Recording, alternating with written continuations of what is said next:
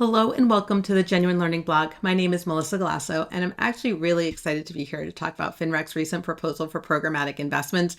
This is a project near and dear to my heart. If you've been in any of our nonprofit classes over the last couple of years, this is something I have been very vocal about and very excited to be included in this update. And so FinREC has put this out for comment. And so if you have any thoughts, I would love for you to share them. Sam Cox is one of my favorite humans at the AICPA, and she would be a great person to reach out to with that information.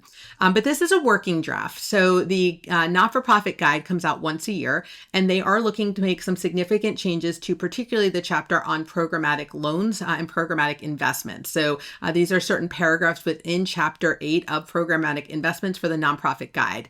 And it's focused on a new accounting standard that came out, ASU 2025-07, which made a change to the scope of derivatives.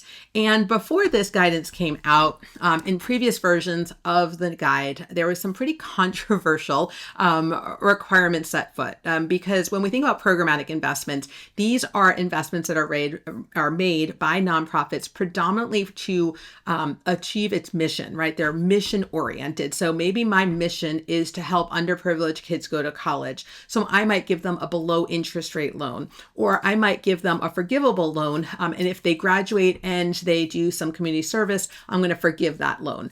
And because the intent is not to generate income or interest, but really to meet my mission, we call these programmatic investments. And these programmatic investments have specialty accounting under 958.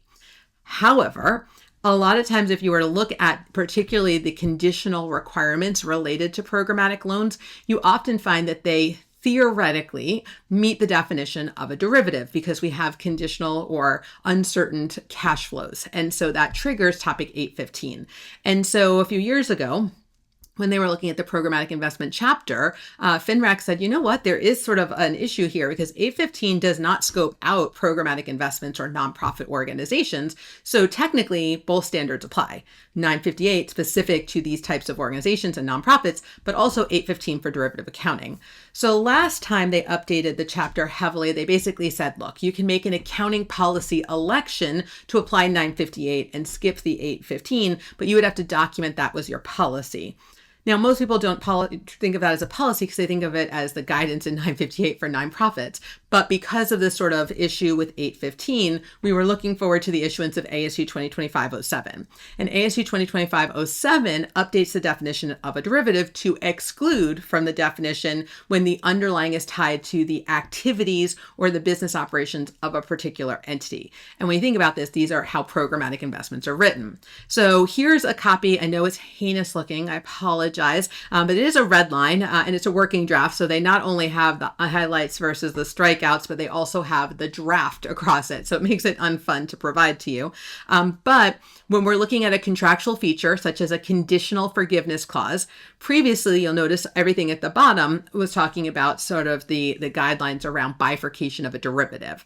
We're going to go on to say that you should evaluate it for bifurcation of a derivative unless a scope exception applies. And so for these programmatic loans, we should determine if the conditional promise to give contains an underlying occurrence of some event that triggers the forgiveness that is based on the operations or activities specific to one of the parties, which is the scope exception in ASU 2025-07. And so as a result, we're going to have this now opportunity to say if the contractual feature in the programmatic loan with the conditional promise meets the scope exception, then we don't have to worry about this, right? We just go back to straight up nonprofit accounting, and that feature would not be subject to 815 and would be required to be accounted for under 958-605 and ASC 72025. And so these would be conditional promises. They have barriers that have to be overcome. So we would recognize the loan. And then when the barriers are met or substantially met, would we be able to recognize that forgiveness? So I love that they have this included now, that they strike all of that bifurcated derivative and they apply the new ASU as it was intended to help with these types of situations.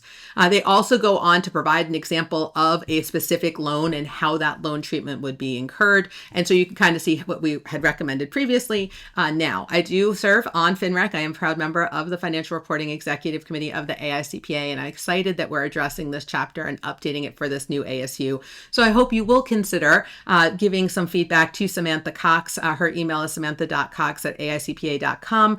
Comments are due by July 3rd of 2026. So if you work in the nonprofit arena and this is something that you're passionate about, I would encourage you to reach out to her and to give her your feedback. But with that, I want to thank you for joining me on this week's blog, and I look forward to seeing you on a future blog. Have a great day, guys. Bye-bye.